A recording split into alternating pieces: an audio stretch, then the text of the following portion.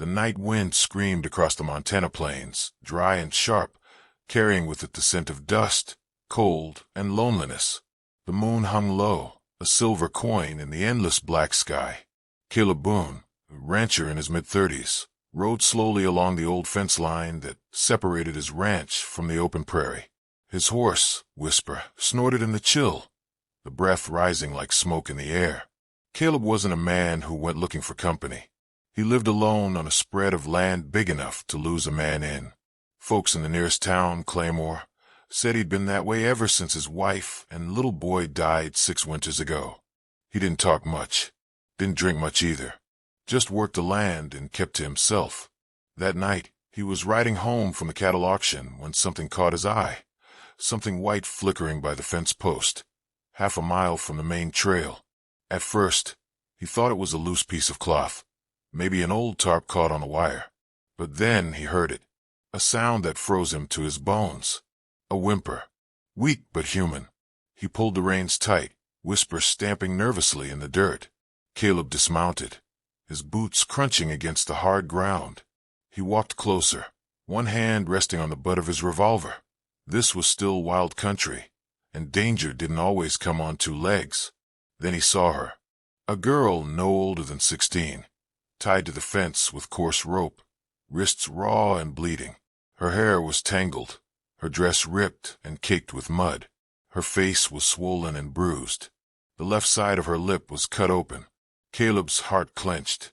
"Jesus," he whispered under his breath. He knelt down beside her. The girl flinched violently, gasping in terror. "Please don't hit me again." Her voice was barely a whisper, dry, cracked, trembling. Caleb froze. Slowly, he pulled out his pocket knife and spoke softly. "Easy now, darling. Ain't nobody here gonna hurt you. You're safe." Her eyes flickered open for a moment, deep green eyes filled with fear and exhaustion. Then she went limp. Caleb cut the ropes carefully and lifted her into his arms. She was light, too light, like she hadn't eaten in days. He could feel her ribs through her torn dress. He carried her to Whisper, mounted up with her cradled in his arms, and rode hard toward home. The ride back felt longer than ever. The wind stung his eyes, and his coat whipped behind him. He kept one arm tight around the girl, whispering soft words to keep her from slipping away. When the outline of his cabin appeared on the horizon, relief washed over him. He rode into the yard, dismounted, and carried her inside, pushing the door open with a shoulder. The cabin smelled of coffee, leather, and wood smoke. He laid her gently on the couch near the stone fireplace and threw a few logs onto the dying embers until flames licked the room in warm gold. Then he fetched a bowl of water, tore a clean shirt into strips, and began cleaning her wounds. The girl stirred once, letting out a small cry of pain. Caleb spoke softly. "It's all right. I got you now." He wrapped her wrists and covered her shoulders with a blanket. When she finally opened her eyes again, the firelight danced in them. "Where am I?" she whispered. "You're at Boone Ranch," Caleb said. "You passed out by the fence. I found you." Her eyes darted around, still frightened. My pa, he said I deserved it." Caleb's hand froze mid-motion. His stomach tightened. He knew that kind of cruelty too well. "What's your name?" he asked gently. "Maggie," she said after a pause. "Maggie Holt."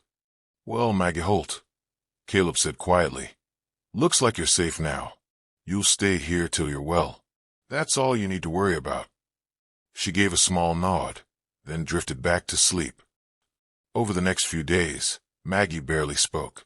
She slept long hours, waking only to eat the stew Caleb cooked or drink warm tea by the fire. She flinched at sudden noises, the creak of a door, the bark of a dog, even the sound of Caleb's boots on the floorboards. Caleb didn't push her. He knew wounds like hers went deeper than skin. He just worked, fixing fences, mending tack, hauling feed. Every evening, he'd check on her, making sure she had water and food. Sometimes he caught her watching him quietly, confusion flickering in her eyes. On the 5th morning, she finally spoke. "You don't talk much," she said, her voice still hoarse.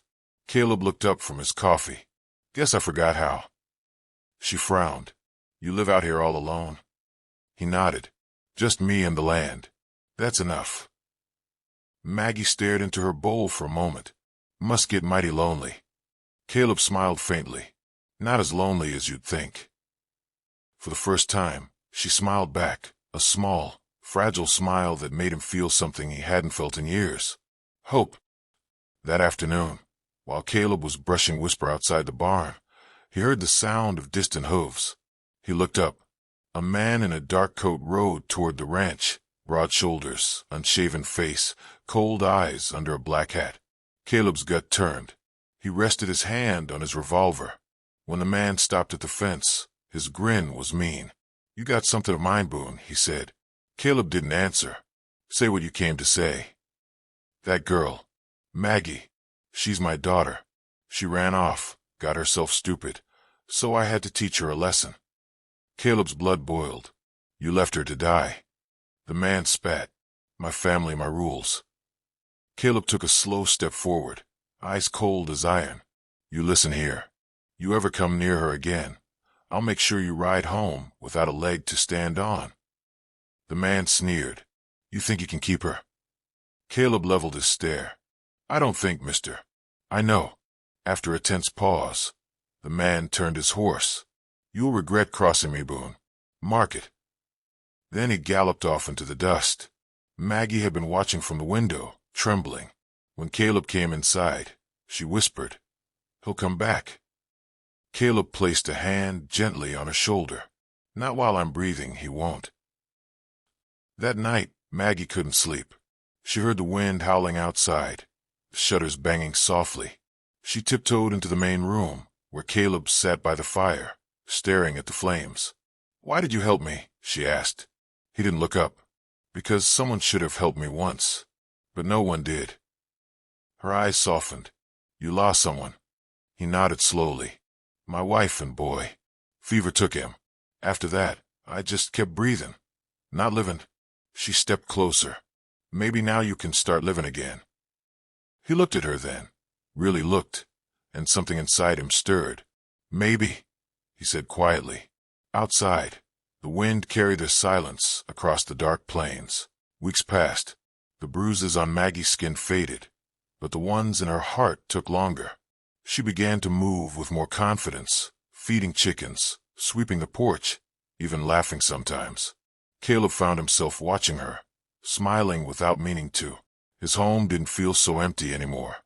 The sound of her humming, while she worked, filled the quiet spaces he'd forgotten existed. One evening, he came in from the field to find her cooking supper. The smell of cornbread and stew filled the cabin.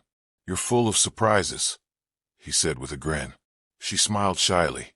"Had to make myself useful." "You already done enough."